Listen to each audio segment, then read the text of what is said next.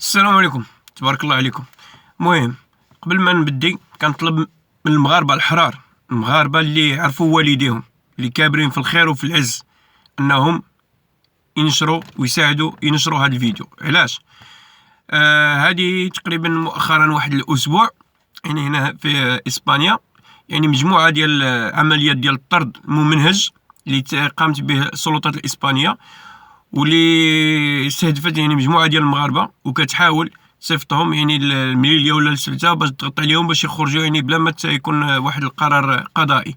زياده على ذلك يعني شفنا مؤخرا يعني هنايا المغاربه اللي خدموا سنوات هنايا، واللي هما بسببهم باش طلع الاقتصاد ولا ساهموا في الاقتصاد الاسباني.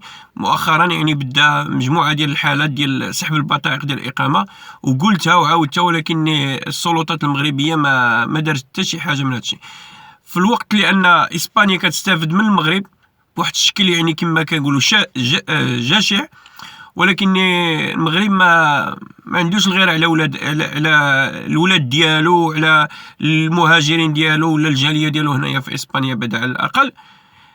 كنشوفوا مؤخرا كما قلت وكنعاود ان اكثر من 5000 يعني مهاجر اسباني مقيم بصفه غير قانونيه في المغرب، وما كاين حتى شي واحد اللي كيهضر معاهم، ولا بالعكس انهم ملي كتكون شي حاله اعتداء على شي اجنبي في المغرب كتحرك القوات العموميه بشكل الانواع ديالها، ويديروا كان هذاك اللي راه عندنا تما مالك ولا شي واحد الصنف غادي ينقرض. مع العلم ان كاين هنايا المغاربه اللي هنا في اسبانيا انه كيوقع لهم مشاكل، ما كاين حتى شي تدخل لا ديال الحكومه ولا ديال الدبلوماسيه ولا ديال حتى شي حاجه. عندنا هنايا المغاربه رخاصين يعني بالنسبه في عيونهم، اما حنايا كنشوفوهم رجال.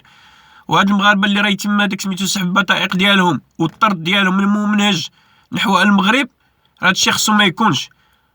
وخاص المغاربه اللي هنايا في اسبانيا ولا المغاربه اللي كاينين في المغرب اللي تم الطرد ديالهم يضغطوا على السفاره الاسبانيه في المغرب، يديروا احتجاجات باش يشوفوا هذا الشيء راه ماشي قانوني. كيفاش هما؟ واش دابا خصنا نعرفوا واش المغرب مستقل وعنده سياده، ولا المغرب عاد باجا مستعمره ديال شي دوله اخرى؟ كيفاش ان الاسبان اللي كاينين تما ما كيتعرضوا حتى شي حاجه من المضايقات، والمغاربه اللي كاينين هنايا الناس اللي خدموا؟ حنا كنقولوا الناس اللي كيهدوا الامن كيهدوا الامن، هادوك الا تم الطرد ديالهم ولا هذا ما كاين حتى شي مشكل. ولكن اي واحد يكون عنده مشكله بسيطه ولا يقلبوا له على شي دارعه باش يسحبوا له البطائق ديال الاقامه ديالو ولا البطائق ديال الولاد ديالو، هذا الشيء راه ماشي معقول. راه خاص الناس المغاربه وخاص سيدنا الله ينصرو، هاد المساله راه كتمسك انت سيدنا، راه كيحيدوا من القيمه ديالك.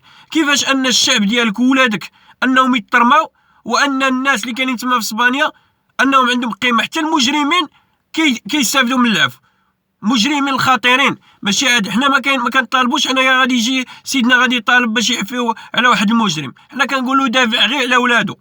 هاد الشيء اللي راه واقع هنا في اسبانيا والطرد اللي راه كيتم تقريبا بشكل يومي راه ماشي معقول.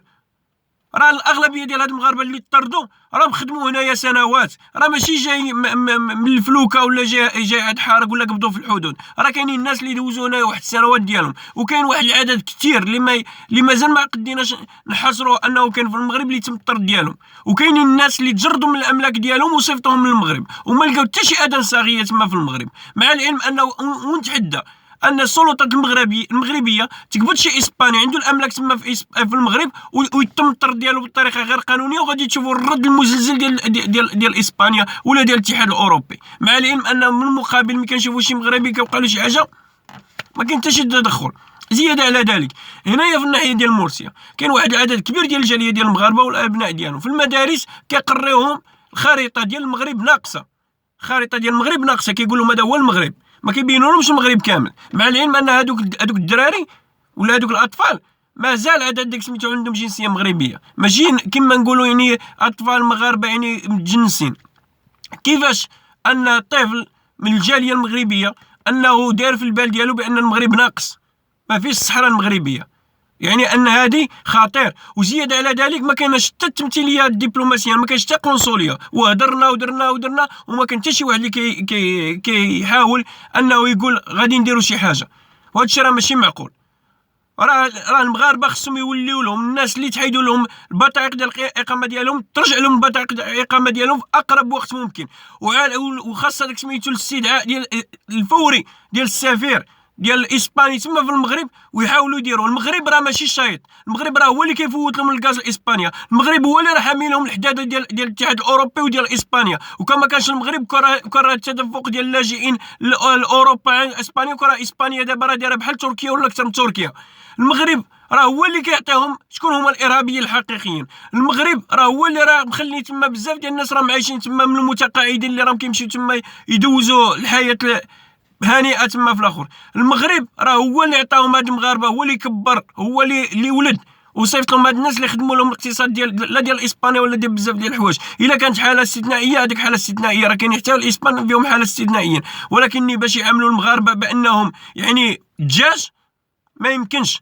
وراه اي مغربي، وكنتحدى السلطات الاسبانيه وحتى السلطات المغربيه، راه اي مغربي غادي يتم الطرد ديالو ونثبتوا بانه تم الطرد ديالو بطريقه غير قانونيه، ولا انه فوت واحد المده طويله هنايا وقلبوا له على شي دارعه باش يصيفطوه، راه غادي تحمل وغادي تشوف العواقب اللي غادي تكون سواء هنايا سواء في المغرب. يتقبلوا هذا كتهديد ولا كما بغاو يكونوا، لحقاش حنايا بنادم، حنا عندنا حقوق الانسان، حنا عندنا الاخر. يعني ما يبغي حتى شي مغربي نشوفوه انه كيتكرفسوا عليه، بيرميات ما لقالهمش الحل، والناس ما قارياش هنايا، وكل نهار كيعطيوهم هذاك سميتو غرامات ماليه ديال 500 اورو. شكون غادي يدافع على هاد الناس؟ المغرب ما مسوقش كاع على هاد الناس. المغرب كيقول لك مرحبا بالجاليه ولا بمغاربه العالم، الا مرحبا ولا كانوا هاد الناس كيتكرفسوا. هاد الناس اللي راهم كاينين هنايا راهم كيساعدوا الالاف والالاف من المغاربه اللي كاينين تما العائلات ديالهم، لان الوضعيه الاقتصاديه كما كتعرفوها بلا ما نزيدو عاد نشرحوها. ويزيدوا هاد المغاربه كيتكرفسوا عليهم هنا. علاش كيتكرفسوا عليهم هنايا؟ علاش هاد السلطات المغربيه ما تدخلش؟ وعندها الحق تدخل. راه قلتها لهم هذه خطات، وكانت مجموعه من الجهات منها حتى الجهات المخابراتيه، نهار اللي قالوا بان راه المغاربه في الجهه ديال مرسي غادي يريدوا سيمانه واحده ما يخدموش. تعرفوا شنو هي سيمانه واحده وكما ما يخدموش المغاربه هنايا في الضيعات الفلاحيه؟ الاقتصاد ديال اسبانيا غادي يتزلزل، الشركات ديال الفلاحيه اللي كاينين هنا غادي يوقع لها خسائر فادحه، والمغاربه ما عارفينش هذا الشيء. لهذا كنقول وكنأكد ان السلطات المغربيه خصها تدخل، وهاد الناس اللي تسحبوا لهم البطائق ديالهم خصهم يرجعوا لهم، والناس اللي تم الطرد ديالهم بطريقه غير قانونيه للمغرب خصهم يرجعوهم. الا كان المغرب عنده سياده، الا كان المغرب عنده مالك، الا كان المغرب عنده تاريخ، الا كان المغرب عنده يعني بزاف ديال الاشياء اللي حققناها في التاريخ المغربي كامل. شكرا، ونتمنى كاع المغاربه اللي عنده شي غير على البلاد ديالو يبارطاجي هاد الفيديو باش توصل اكبر قدر ممكن من الناس باش يعرفوا القيمه ديالهم، ونحدوا هاد المشاكل اللي راه واقعه للمغاربه، لا اللي كاينين هنا في اسبانيا ولكن في العالم كامل. شكرا، تحياتي للجميع.